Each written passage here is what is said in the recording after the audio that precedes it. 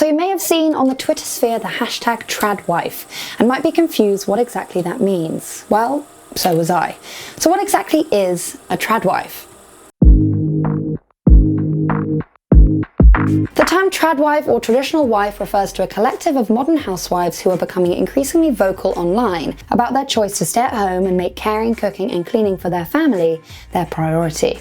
Tradwives take pride in keeping house and submitting to their husbands, and often call upon the recall of the 1950s as the great era of the housewife. Earlier today, I spoke to Alena Pettitt, who is the founder of the Darling Acedemy, an online finishing school for other tradwives. She agreed to speak to me a little bit about the movement itself and how choosing to iron your husband's shirts might just be the next frontier for feminism. And when did you first come across the concept of tradwife?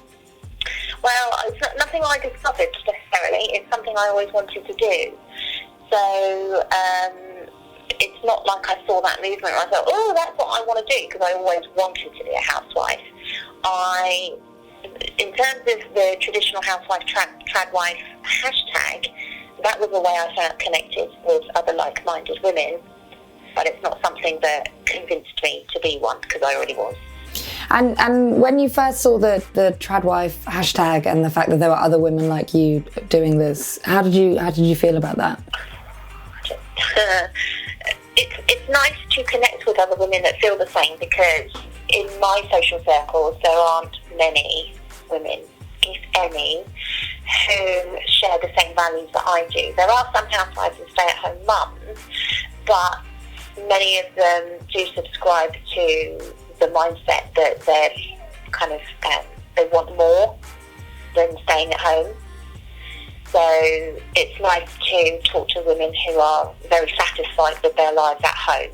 It was a very natural instinct. Yeah, when I met my husband, it was just a pattern that we fell into naturally in our relationship. I had a stint as a stay-at-home girlfriend, actually, when I was between jobs before we were married. We were living together. And that kind of gave us a glimpse into what it might be like. But it was just, I much preferred staying home than going out to work, if I'm honest, because that's just where I find my fulfillment.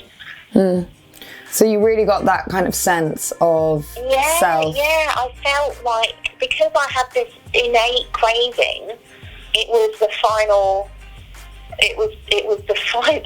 not the finish line, because actually it was just the beginning, but it was almost like I can live my truth now. You know, I wanted to be a housewife, a loving, doting wife and a loving mother, and to look after my house, and for that to be where I put all of my energy, not at, between the hours of 7 and 8 p.m, because that's the only time I could fit it in. It was like, finally, it felt like, I could spread my wings and do what I'd always wanted to do. The way Alena was feeling was not an isolated case.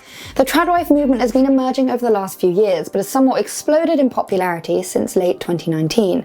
The movement has garnered thousands of followers all over the world. The movement itself has been spread through social media by mostly white women who idealize assumed traditional feminine values such as housework, raising children, and submitting to male authority. The women in the movement mostly express the same longing, which is for a more traditional way of living and a feeling of being out of touch with modern life, like having to have a job or earn your own money. Tradwives want to differentiate themselves from a narrative that paints housewives in a bad light, claiming that domesticity has not been celebrated since the 50s, and they, as a group, want to change that. This is the difference between housewives, like, real housewives, and the housewives we see on soap operas, and traditional housewives. Traditional housewives will take it upon themselves to run the household as efficiently as possible, so that it frees up as much time as possible to spend with the family. Why is the word tradition important to you in this situation? There's nothing wrong with tradition. We can make changes and bring in extra definitions of lifestyles, but we don't have to throw away any in order to make room for the new norm. So it's the same with this whole idea and these arguments about gender identity. In order to make people feel comfortable about how they might identify, we don't need to ostracize those who identify as traditionally feminine or traditionally masculine. We don't need to make them the enemy in order to make room for the new norm. The same as we don't need to make classically heterosexual marriages wrong in order to make way for gay marriage. Right. You know? Naturally, a movement as controversial in subject matter as this would welcome a lot of backlash. And since it entered the zeitgeist back in 2019, it has done just that. But then there's been a lot of press about how what you're doing is not feminist and is kind of detrimental to the kind of feminist cause. Do you agree with that? Like, how do you kind of see this fitting in? Well, if that's what feminism is, I don't want to be part of it. Because my understanding of feminism was that it was about women having choices and the freedom to make choices. But to say that I can't make this choice is a double standard, is it not? Is it not hypocritical? And if that's what feminism stands for, then what?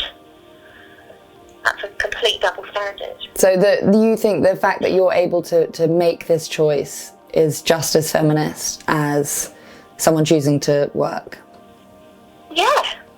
Of course. Yeah. Like, to even question it is a bit silly in my view, unless your understanding of feminism is wrong. If feminism is about the fact that, you know, essentially turning it on its head, 50, 60 years ago, all women had to stay home and had no place in the workplace, to turn it around to say all women have to go out to work and have no place at home. Haven't we become what was fought against? So yes, as divisive as this topic might be, we can rest easy knowing that the majority of the tradwives out there just want a nice life. But it does show how easily ideas of what is traditional family, traditional roles, can give space for misogynistic views. Because there is no way to be both progressive and traditional. So let's hope the work tradwives are doing to make themselves feel comfortable choosing to be at home will stay just that, at home. Ultimately, there is nothing wrong with making the choice to stay at home, as long as that decision doesn't impact the rest of us who aren't.